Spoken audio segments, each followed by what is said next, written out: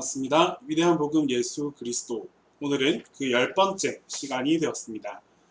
예수님의 족보를 살펴보며 처음 공부했던 시간이 벌써 10주가 지나가 버렸습니다. 이제 오늘과 다음 주 강의를 끝으로 위대한 복음 예수 그리스도의 그 첫 번째 파트가 전체적으로 마무리됩니다. 오늘도 변함없이 이 성경 공부에 함께 해주신 여러분들 모두에게 감사드리면서 오늘의 10번째 강의를 지금부터 시작하겠습니다. 오늘의 본문 말씀 누가복음 4장 14절에서 30절 말씀을 제가 먼저 읽어 드리겠습니다. 누가복음 4장 14절에서 30절 말씀입니다. 누가복음 4장 14절에서 30절 말씀입니다. 예수께서 성령의 능력으로 갈릴리에 돌아가시니 그 소문이 사방에 퍼졌고 친히 그 여러 회당에서 가르치심에 무사람에게 칭송을 받으시더라. 예수께서 그 자라나신 곳 나사렛에 이르사 안식일에 늘 하시던 대로 회당에 들어가사 성경을 읽으려고 서심해 선지자 이사야의 글을 들이거늘 책을 펴서 이렇게 기록한 데를 찾으시니 곧 주의 성령이 내게 임하셨으니 이는 가난한 자에게 복음을 전하게 하시려고 내게 기름을 부으시고 나를 보내사 포로된 자에게 자유를 눈먼 자에게 다시 보게 함을 전파하며 눌린 자를 자유롭게 하고 주의 은혜의 해를 전파하게 하려 하심이라 하였더라. 책을 덮어 그 맡은 자에게 주시고 앉으시니 회당에 있는 자들이 다 주목하여 보더라. 이에 예수께서 그들에게 말씀하시되 이 글이 오늘 너희 귀에 응하였느니라 하시니 그들이 다 그를 증언하고 그 입으로 나오는 바 은혜로운 말을 놀랍게 여겨 이르되 이 사람이 요셉의 아들이 아니냐. 예수께서 그들에게 이르시되 너희가 반드시 의사야 너 자신을 고치라 하는 속담을 인용하여 내게 말하기를 우리가 들은 바 가버나움에서 행한 일을 내 고향 여기서도 행하라 하리라. 또 이르시되 내가 진실로 너희에게 이르노니 선지자가 고향에서는 환영을 받는 자가 없느니라.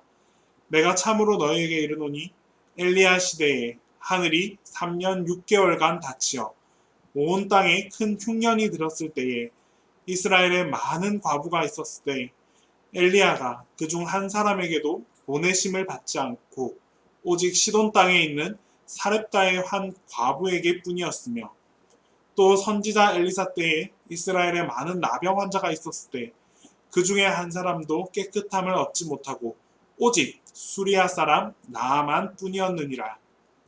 회당에 있는 자들이 이것을 듣고 다 크게 화가 나서 일어나 동네 밖으로 쫓아내어 그 동네가 건설된 산 낭떠러지까지 끌고 가서 밀쳐 떨어뜨리고자 하되 예수께서 그들 가운데로 지나서 가시니라.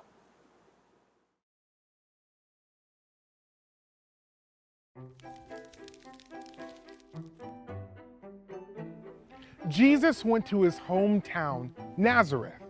On the Sabbath day, Jesus went to the synagogue like he usually did. The Sabbath day was a holy day of rest. On that day, the Jews gathered in the synagogue to worship God. The synagogue was a special building where Jews met together to pray, to worship, and to learn about the scriptures. Jesus stood up to read scripture. He unrolled the scroll of the prophet Isaiah and read, "The Spirit of the Lord is on me. He has chosen me to tell good news to the poor. He has sent me to tell the captives that they are free, to tell the blind that they can see, to free people who have been treated badly, and to announce that the Lord's favor is on us." Then Jesus rolled up the scroll. He gave it back to the attendant and sat down.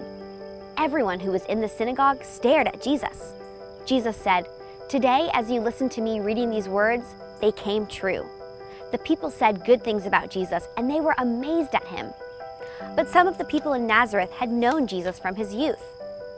"Isn't this Joseph's son?" they asked. Jesus was far from ordinary. Even though Joseph raised Jesus as his own son, Jesus' true father is God. Then Jesus said to them, You will probably say this old proverb, "Doctor, heal yourself." You've heard about the miracles I performed in Capernaum, and you want me to do them here in my hometown too. Jesus also said, no prophet is accepted in his hometown. Jesus reminded the people of the prophets Elijah and Elisha. When there was a terrible famine in Israel and no rain fell there for 3.5 years, plenty of widows in the country needed help. But Elijah did not help the widows in Israel. Instead, God sent Elijah to help a widow in another land. And when Elisha was a prophet, many people in Israel had leprosy. They wanted to be healed, but Elisha did not heal them. Instead, he healed a man named Naaman. And Naaman was from Syria, a country that hated God's people. The people listening to Jesus in the synagogue became angry. They forced Jesus out of town. They wanted to throw him off a cliff, but Jesus walked right through the crowd and went on his way. Hundreds of years before Jesus was born, the prophet Isaiah wrote about God's plan to send a Messiah. He would bring good news and redeem people who were broken and hurting. Jesus read Isaiah's words and told everyone who was listening that he is the promised Messiah. 사람들은 거절과 실패를 극복하고 다시 일어선 사람들의 그런 이야기들을 좋아합니다. 여러 가지 많은 반대와 외면을 당하면서도 꿋꿋하게 자신의 소신을 지킴으로 마침내 자신을 외면했던 수많은 사람들로부터 인정받게 되는 인생 역전 스토리에 많은 감동을 받곤 합니다. 여러 가지 인생 역전 스토리 중에서 아마 우리나라 사람이라면 다 기억할 법한 그런 한 명의 사람을 여러분들에게 소개해 드립니다. 바로 대한민국 최초로 올림픽 펜싱 에페 금메달 메달리스트 박상영 선수입니다. 우리에게는 이름보다는 할 수 있다, 할 수 있다로 더 잘 알려진 바로 그 선수입니다. 사실 이 박상현 선수는 감히 누구도 상상하지 못했던 그 역전의 금메달로 많이 회자되었는데 그가 올림픽에서 금메달을 차지하기까지는 말로 다할 수 없는 고비와 어려움들이 참 많이 있었습니다. 올림픽을 불과 1년 앞둔 봄에 박상현 선수는 경기 도중에 공격을 시도하다가 그만 십자인대가 가열되는 아주 큰 부상을 당했습니다. 펜싱 선수로서 무릎 십자인대 부상은 감히 상상할 수 없는 아주 치명적인 그런 부상이었습니다. 더구나 올림픽이 앞으로 1년여 정도밖에 남지 않았기에 주변의 모든 사람들이, 주변의 모든 동료들이 박상영은 이제 끝났다. 그의 꿈은 여기까지다 라고 말했습니다. 하지만 그는 자신이 올림픽에 나갈 수 있다 라고 아주 강하게 믿었고 무려 7개월의 재활훈련과 악착 같은 그 끈질긴 연습 끝에 마침내 그 다음해 6월에 열린 올림픽 대표 선발전에서 당당하게 올림픽 대표로 선발될 수 있었습니다. 그런 그를 가장 가까이에서 지켜봤던 그의 스승 정순조 코치는 어떤 인터뷰에서 이렇게 말했습니다. 상영이는 정말 대단한 놈이다. 쉬는 게 불안하다면서 항상 연습만 한다. 그리고 무엇보다도 한 번 졌던 선수에게 절대 다시 지지 않는다. 박상영 선수는 한 번 패배하면 그 졌던 경기 영상을 수십 번 돌려보고 분석하면서 스스로 자기 몸으로 익힐 때까지 절대 훈련을 멈추지 않았습니다. 그에게는 누군가에게 졌을 때 바로 그 시간이 상대를 알아가는 시작이었고 또 부상으로 끝이라는 말을 들었을 때가 더 독하게 마음먹고 다시 뛰기를 결심하는 시작의 순간이 되었습니다. 그리고 끝내 결승전에서도 할 수 있다, 할 수 있다, 할 수 있다. 이 말을 계속 자기 암시하면서 10대 14의 점수를 15대 14로 역전하여서 그토록 바랬던 올림픽 금메달을 목에 걸게 되었습니다. 모두가 안 된다고 포기하라고 했던 순간에 할 수 있다를 외쳤던 이 박상현 선수, 그리고 마침내 이 할 수 있다를 증명한 이 박상현 선수의 이야기는 우리 모두에게 아주 큰 희망을 주었고 또한 감동을 전달해 주었습니다. 이와 비슷한 그리스도인들의 이야기가 있습니다. 바로 고난을 통해서 예수님의 영광을 알게 하시는 성령님의 사역으로 다양한 형태의 그 반대를 극복해온 그리스도인들의 이야기입니다.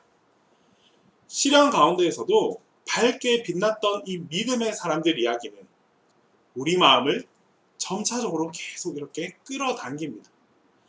모든 신앙인은 성령님의 능력을 통해서 확신을 가지고 또 용기 있게 행동할 수 있습니다. 예수님께서도 그분을 가장 잘 아는 그 사랑했던 제자들에게 거절당했었을 때 예수님께도 동일하게 행동을 하셨습니다. 이번 세션에서는 예수님께서 고향 나사렛 마을 그 회당에서 말씀하시는 장면을 보게 됩니다. 예수님께서는 이사야서의 말씀을 읽으시고 그 예언이 그대로 이루어지리라 라고 말씀하셨습니다. 이 예수님의 사역으로 온갖 속박과 또 죄에 사로잡힌 그 사람들이 자유함을 얻게 되리라 라는 말씀입니다. 그러나 고향 사람들은 어땠나요? 고향 사람들은 선지자로서의 이 예수님뿐 아니라 구원의 메시지까지 모두 다 거절했습니다. 예수님을 따르는 자로서 우리는 복음 때문에 거절과 반대에 부딪힐 수 있습니다. 그럴 때마다 우리는 성령님의 권능에 의지해서 그것을 이겨낼 수 있어야 합니다. 예수님 시대에는 이 유대인들이 회당에서 지내는 것이 하나의 관례였습니다. 회당에서 유대 지도자들은 성경 말씀을 읽고 또 토론하곤 했습니다. 유대인들이 다른 권력에 억압받거나 또 사회에서 소외당할 때 바로 이 회당에 참석하는 것이 자신의 영적인 정체성과 그 민족의 유산을 유지하는 방법 중 하나의 대안이 되었던 것이죠. 예수님께서 관례대로 이 회당에 들어가셔서 성경을 읽기 위해 자리에 서셨습니다. 이날 읽은 말씀은 오실 메시아에 관한 이사야 선지자의 예언 부분이었습니다. 이사야의 예언에는 메시아 사역의 그 속성과 메시아가 성령님의 권능으로 어떤 일을 하시는가에 관한 묘사가 아주 자세하게 기록되어 있습니다. 이 사역의 주된 초점은 어려움에 처한 아주 다양한 사람들, 즉 가난한 자, 포로된 자, 눈먼 자, 복음을 듣지 못하거나 악에 짓눌려 있거나 영적으로 패폐한 그런 사람들의 그 영적 필요에 초점이 맞춰져 있었습니다. 그런 반면에 또한 이사야는 사람들의 경제적 그리고 물질적인 필요도 중요하게 생각했습니다. 메시아의 사역은 바로 이 영원한 필요에 의한 사역, 그리고 이 필요와 현세적 필요, 곧 영적 필요와 육체적 필요에 모두 응답해야 한다는 것을 아주 잘 말해주고 있었습니다. 이런 이유로 교회는 영적 필요와 물질적인 필요, 이 두 가지 모두에 초점을 맞추어 왔습니다. 교회는 세상을 구원하기 위해서 예수님의 구속사역을 선포하면서 또 동시에 이 고난당하는 사람들에게 물질로서 현실적인 도움을 줌으로써 그들과 함께 해와야만 했습니다. 야고보서는 이렇게 말합니다. 하나님 아버지 앞에서 정결하고 더러움이 없는 경건은 곧 고아와 과부를 그 환난 중에 돌보고 또 자기를 지켜 새 속에 물들지 아니하는 그것이니라. 신앙인들은 이 두 가지의 속성을 아주 진지하게 받아들여야만 합니다. 즉, 거룩함을 추구하는 것과 또 곤궁한 이들에게 하나님의 사랑과 자비를 드러내어 주는 것 말입니다. 예수님이 메시아의 사역을 묘사한 구절을 읽고 나서 자리에 앉으시자 회당에 있는 사람들이 아주 놀라워하며 웅성거리기 시작했습니다. 이때 예수님께서 이렇게 말씀하셨습니다. 이 글이 오늘 너희의 귀에 응하였느니라. 예수님은 바로 그곳 회당에 있는 사람들 앞에서 이사야의 예언이 성취되었음을 담대하게 선포하셨습니다. 당시 예수님의 말씀은 두 가지 이유로 아주 큰 충격이었습니다. 첫 번째는 이 말씀은 예수님이 자신을 성령님이 임하신 메시아라고 말씀하신 것이었기 때문입니다. 사실 예수님은 내가 바로 이사야가 말하는 그다 라고 담대하게 선포하신 말씀을 전달하셨습니다. 두 번째는 예수님께서 이 이사야의 말씀을 다 읽지 않았다는 점입니다. 예수님께서는 이사야가 희년을 선포하면서 포로된 자가 자유를 얻게 되리라 라고 예언한 내용까지 읽고 멈추었습니다. 바로 그 다음 내용은 사람에게 내려질 하나님의 심판에 관한 내용입니다. 즉 예수님께서는 일부러 심판이 아니라 이 은혜의 선포에서 읽기를 중단하셨다라는 것입니다. 왜 그러셨을까요? 왜냐하면 심판의 날은 지금 당장 도래하는 것이 아니라 앞으로 나중에 차차 우리에게 오게 될 것이기 때문입니다. 이 특별한 순간에 예수님은 자유와 은혜만을 선포해 주셨습니다. 예수님의 이 선포를 들은 사람들은 아주 당황했습니다. 그들은 예수님의 설득력 있는 이 말씀에 놀라면서도 또 목수의 아들이 특별할 리 없다라고 생각했던 것입니다. 그래서 예수님의 고향 사람들은 오늘날 많은 사람이 예수님께 보이는 반응과 아주 똑같이 매우 닮아 있는 그런 모습처럼 행동했습니다. 주님의 말씀을 받아들이기 싫어하면서 또 그분의 유일성까지 거부하셨습니다. 그들은 주님을 인간적으로 깔보았습니다. 평가절하하면서 주님을 신뢰하지 않았습니다. 예수님께서는 그런 사람들의 그 불신앙을 보시고 하나님의 백성이 종종 선지자들을 거절했던 것처럼 이번에도 자기 자신을 거절할 것을 이미 알고 계셨습니다. 선지자가 고향에서는 환영받지 못한다는 이 본문 말씀이 그대로 딱 맞아 떨어졌습니다. 고향 사람들은 예수님을 특별하게 생각하지 않고 그저 평범한 존재로만 여겼습니다. 심지어 주님의 말씀에 관심을 두지도 않았습니다. 주님이 베푸시는 기적은 보고 싶어 하면서도 그분의 말씀을 그대로 받아들이지 않았던 것이죠. 이 사진이 누군지 여러분 기억합니까? 대한민국이 만세. 대한민국 만세입니다. 이렇게 귀엽고 예뻤던 아이들이 어느덧 이만큼 성장했습니다. 매일 보는 아이와 달리 오랜만에 만난 이 친척이나 친구들의 아이들을 보면 얼마나 쑥 성장했는지 한눈에 알아볼 수 있죠. 떨어져 지낸 덕분에 단번에 알아보게 되는 것입니다. 나사렛 사람들은 예수님께서 자라가시는 모습, 그 성장하는 모습을 눈앞에서 그대로 매일매일 지켜봤습니다. 그래서 그들은 자신들과 함께 자랐던 이 어린 소년이 선지자의 모습으로 나타나서 내가 선지자다라고 선포하는 것을 인정할 수가 없었던 것이죠. 이 때문에 예수님께서 이사야의 말씀을 읽으면서 스스로가 밝히신 그 진리의 말씀을 있는 그대로 받아들이지 못했던 것입니다. 이전 단락에서 예수님이 두 가지 방식으로 성중을 놀라게 하신 장면을 보았습니다. 첫 번째는 예수님께서 이사야의 예언이 성취되었다고 주장했던 것. 두 번째는 예수님께서 하나님의 은혜와 이 자유의 날을 선포하셨다는 것. 그런데 그 기적의 수혜자가 하나님의 백성들이 아닌 이방인이라고 말씀하셨습니다. 예수님이 선포하신 이 자유의 날은 유대인만을 특정해서 그들만을 위한 것이 결코 아닙니다.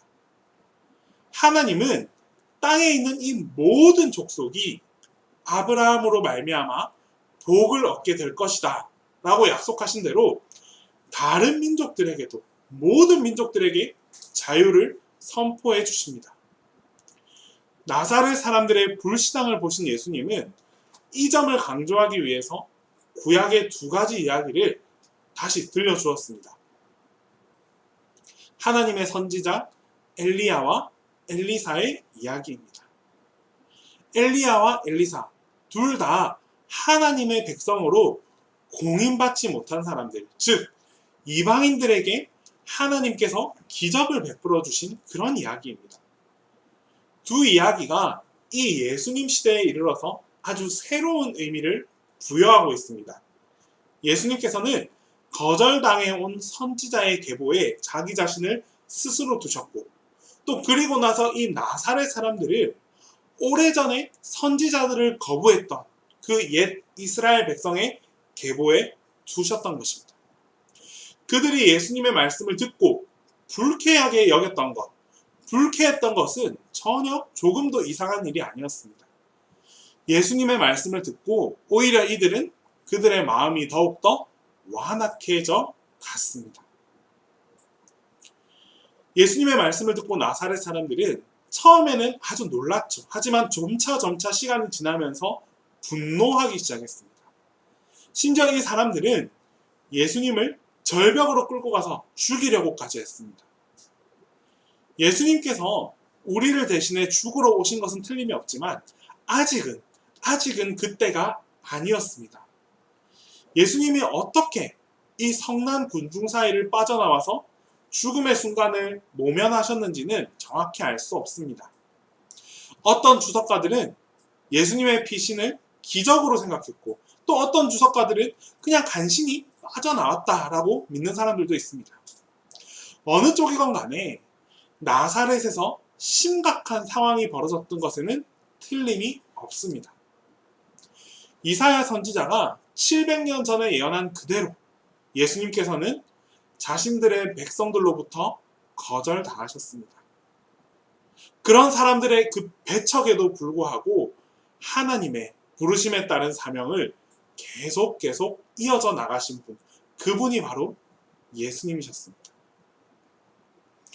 예수님 시대의 사람들이 예수님을 거절했듯이 오늘날 사람들도 예수님을 거절할 수 있습니다. 예수님께서는 자신을 따르는 자들에게 이와 똑같은 배척을 견뎌야 할 것이다 라고 경고하셨습니다. 하지만 우리는 여기서 또한 위안도 얻을 수 있습니다. 왜냐하면 예수님께서는 거절에 직면했지만 끝내 견뎌내 주셨고, 또 끝내 승리하셨기 때문입니다. 예수님의 그러한 모습을 통해서 우리에게 좋은 본보기가 되어 주셨습니다. 성령님께서 거절을 이겨낼 수 있는 그 힘 또한 우리에게 함께 해 주실 것이기 때문입니다. 하나님께서는 우리를 통해서 그 부르신 사역에 적극적으로 참여할 것을 권고하십니다. 그래서 예수 그리스도의 복음이 널리 전파되기를 원하십니다. 우리는 많은 박해와 반대에 직면하겠지만 그것이 우리의 전체를 망가뜨리지는 못합니다. 우리는 복음을 전하면서 곤하겠지만 결코 지쳐 쓰러져 죽지는 않습니다. 성령 하나님께서 우리에게 힘을 주심을 알면 오히려 편안해질 수 있습니다. 사명을 잘 감당함으로 살아가려고 하는 그 믿는 자들의 가치는 숫자나 그런 지표로 환산될 수 없습니다. 오히려 우리의 그 크고 좋은 그 가치는 복음의 메시지대로 살고 전하는 그 과정을 통해서 우리 안에 거하시고 또 우리와 함께 하시는 성령 하나님 안에서 발견될 수 있습니다. 그리스도께 신실하다는 것은 바로 이런 것입니다. 하나님과의 친밀함 가운데서 머무는 것, 또 하나님의 말씀에 비추어서 행동하는 것, 마지막으로 성령님의 인도하심에 따라서 말하고 행동하면서 살아가는 것. 이런 삶을 우리가 살아간다면 그 어떤 박해나 고통도 견뎌낼 수 있습니다. 더 나아가서 예수님처럼 거절에 직면하던 그 하나님의 백성 가운데 하나가 될 수 있는 기쁨을 누릴 수 있게 되는 것이죠. 우리는 무엇인가 거절에 직면할 때 고린도후서 1장 3절에서 7절에 사도 바울의 말을 기억해야 합니다. 고난과 시련 가운데 있을 때 하나님께서 우리를 위로해 주셨던 것처럼 이제 우리도 여러 가지 역경과 고난을 겪고 있는 다른 믿는 자들과 함께 하면서 또 그들을 위로해 줄 수 있어야 합니다. 하나님은 우리의 삶을 통해서 성령님의 역사하심을 분명하게 나타내십니다. 그것은 바로 그리스도의 몸에 참여하는 자들이 받는 유익입니다. 여러분, 예수님이야말로 우리의 진정한 구세주이십니다. 주님은 거절과 반대에 직면하셨지만 잃어버린 자들을 찾아서 그 구원하는 사역을 완수하기 위해 성령님의 권능에 힘입으셨습니다. 하나님께서 약속하신 대로 이스라엘을 버리지 않으셨다는 사실이 우리에게는 위로가 될 수 있습니다. 하나님은 예수님이 태어나시기 그 수백 년 전에 이사야 선지자를 통해서 죄에서 자유롭게 될 날이 오리라는 그 약속을 이미 주셨습니다. 예수님께서는 죄로 사로잡힌 자들을 구속하시겠다는 그 하나님의 약속의 성취 그 자체가 되어주신 것입니다. 이제 우리는 거절과 반대에 부딪혀도 견딜 수 있는 희망을 찾을 수 있습니다. 복음을 전하다가 낯선 사람이나 동료에게 거절당해도 괜찮습니다. 믿는 사람들과 하나가 되어서 우리를 구원하기 위해 반대를 참으셨던 그 예수님을 기억하도록 서로 격려해 줄 수 있기를 바랍니다. 또한 포로된 자를 구원하고자 하시는 그 예수님의 복음의 진리를 우리가 조금 더 새롭게 하여 우리를 거절했던 사람들과도 다시 교제할 수 있는 그런 한 단계 더 높은, 한 차원 더 나아간 그런 삶을 살아갈 수 있기를 바랍니다. 하나님의 넓은 마음으로 주변을 돌아보고 또 그 주변을 품으면서 그렇게 살아가고자 노력할 때에 하나님께서는 반드시 도움의 손길과 능력의 손길을 우리에게 내밀어 주실 것입니다. 기도하겠습니다. 사랑의 하나님 아버지, 예수님께서는 하나님의 약속을 성취하시기 위해 이 땅에 와주셨습니다. 하지만 그가 전한 그 복음과 그 메시지에는 많은 사람들로부터 거절당하고 핍박당하는 그런 외면을 겪으셔야만 했습니다. 하지만 끝까지 주님께서는 그 신앙과 그 믿음을 잃지 않고 본연이 해야 했던 그 모든 사명을 잘 감당해서 끝내 승리의 모습을 우리에게 보여주셨습니다. 하나님, 이 시대를 살아가는 우리 모두에게도 예수님의 모습을 본받게 하여 주시옵소서. 예수님을 닮아서 그 어떤 비난과 핍박과 모진 고통에도 불구하고 하나님을 전하고 예수님의 복음을 전할 수 있는 믿음의 사람들이 되게 하여 주시고, 또 그렇게 살아갈 때에 성령님께서 함께 덧입혀 주셔서 마침내 모든 것을 이기고 예수 안에 승리할 수 있는 그런 승리자의 삶을 모두가 살아가게 하여 주시옵소서. 예수님의 이름으로 기도드립니다. 아멘.